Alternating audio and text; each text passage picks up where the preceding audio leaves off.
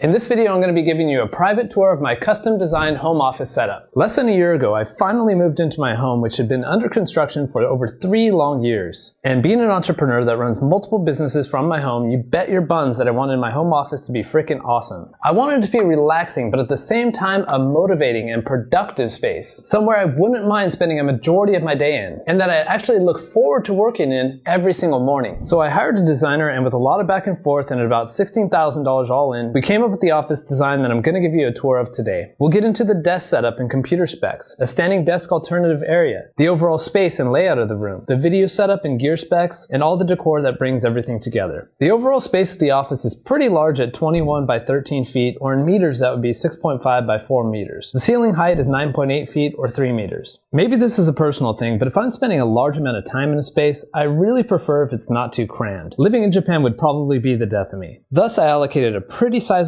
chunk of the house's real estate to the office, taking a bit away from the kitchen and living room areas, which are also on the first floor. Another thing that was important to me was getting a lot of natural light in the office, so as you can see, about 40% of the room's perimeter includes tall floor-to-ceiling windows, giving a view of the garden outside, and unfortunately the neighbor's living room who plays way too much Xbox. No judging here. There's also this window up here, which actually was a huge mistake as the morning sun comes through here, blasting myself in the face with a laser beam of light. So most of the time, the curtain stays lowered. Speaking of curtains, each of the window segments has an automatic curtain which is controlled by a single remote, which turned out to be absolutely essential for the YouTube video setup, which we'll get to later. The curtains also help me block out my neighbor from seeing me play way too many PC games and judging me in return. Along the top of the ceiling and the back wall behind the main sitting desk, you'll see these hexagonal installations in various shades of gray. These are actually soundproofing acoustic panels. One detriment of having a large office is the echo. When I first moved in, the sound quality in both YouTube videos and Zoom meetings was unbearable, so I decided to get these guys installed. They weren't cheap. Materials and installation ended up costing about $2,000, but it definitely did the trick, and in my opinion, I think it looks pretty good. The soundproofing ended up being somewhat of a centerpiece for the room. In terms of the color scheme, I ended up going with a pretty neutral palette of grays, grayish blues, and woods. The idea here was to look professional, but still give off a very relaxing vibe with the coloring. The walls are actually wallpaper and have a fun texture to them. Not quite furry walls, but we make do. This door here leads right to the bathroom, which is for exactly what you expect it for. You want me to say it? Fine. It's for pooping. Pooping. 2 things I've always wanted are in here: a countertop sink bowl and an electronic toilet Japanese style. I'm a man of simple taste. In terms of the non-natural lighting in the office, we have this overhead light LED strip installation that surrounds the soundproofing material. Then in the back wall behind the main desk, we have a chandelier, 2 sconces, and another non-dimmable LED feature here as well. To be fair, I hardly ever use the lights as most of the time I work during the day and the natural light is plenty. Lastly, before we move on to the desk and computer setups,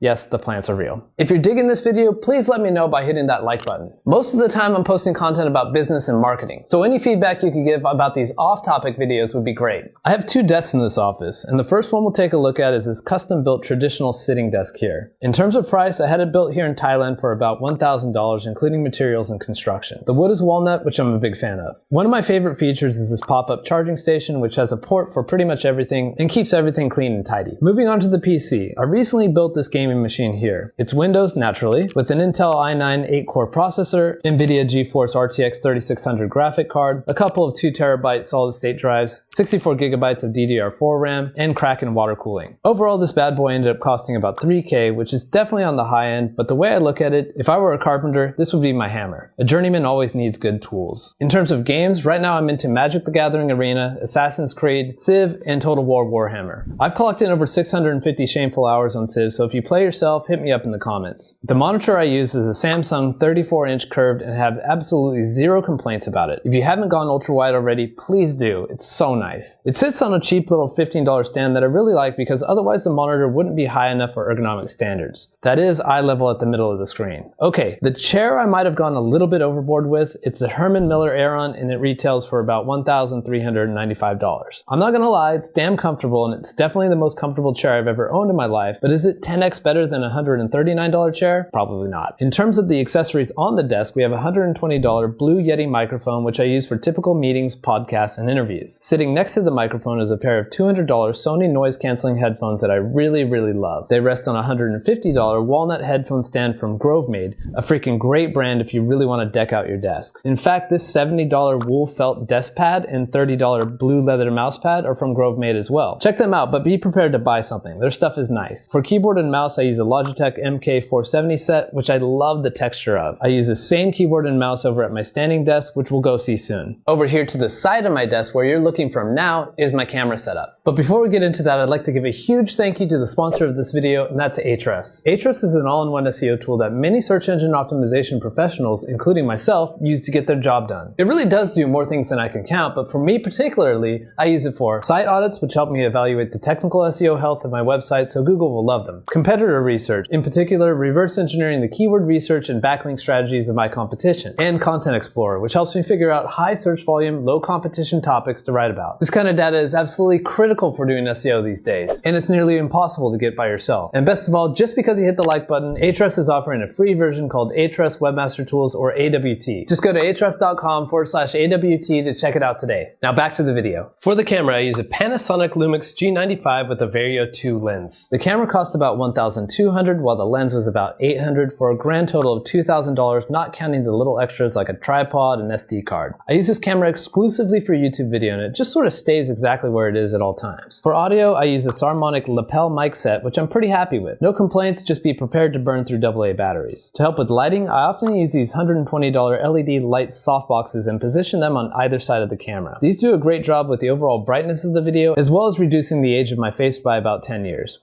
You make me feel so young. Moving over to the standing desk, I got this guy locally from the average office mate type office furniture store for about $700. I'm not going to mention the brand since as far as I know there's 100 different private label brands for the specific desk, and they're all the same thing just with different logos on them. I tend to use the standing desk about 50% of the time to enforce good posture and mobility, while the sitting desk is used more for focus work and gaming. The key feature of the standing desk is this up and down control, which actually can lower the desk far enough to be a sitting desk. This is the desk that most of my visitors end up using, as they can customize it to their liking. Over here I have a Dell XPS 17 laptop fully loaded, which is also my travel laptop. It's got an i9 8-core 2.4 GHz processor, 64 gigs of RAM, and an NVIDIA GeForce RTX 2060 graphic card. It was fully loaded at the time I bought it for about $3,420, which is definitely pricey. That said, I can say hands down this is the best laptop I've ever owned. It powers up an ultra-wide monitor with no lag, no fans working overtime, and can pretty much game anything on ultra settings. Over here off to the side I have a 16-inch MacBook Pro 2021. What the hell am I doing with two laptops? Good question. Well, first, it was a contest prize from FanFuel, an excellent affiliate network I work with. But second, because let's put it like this, if you run an ass ton of Facebook ads, you're gonna get an account ban. I'll just leave it at that. The specs for this guy are nearly exactly the same as the Dell, but it uses a Radeon Pro 5600 graphic card instead. For the standing monitor, I'm using a Dell 34-inch ultra-sharp curved monitor. Is it better than the Samsung? Nah, I can't tell the difference to be honest. Both are great. If you're thinking of getting or even building a standing desk, you 100% need to get a cushioned mat. It's a billion times more comfortable on your feet and better for your overall posture. This one was $40 on Amazon, and I love it. This couch here is a new addition to the office. I picked it up at a local furniture store for $350, and I seriously love it. I wanted a place to just lie down, put up my feet, and watch some read in peace. Oh, pornography? No.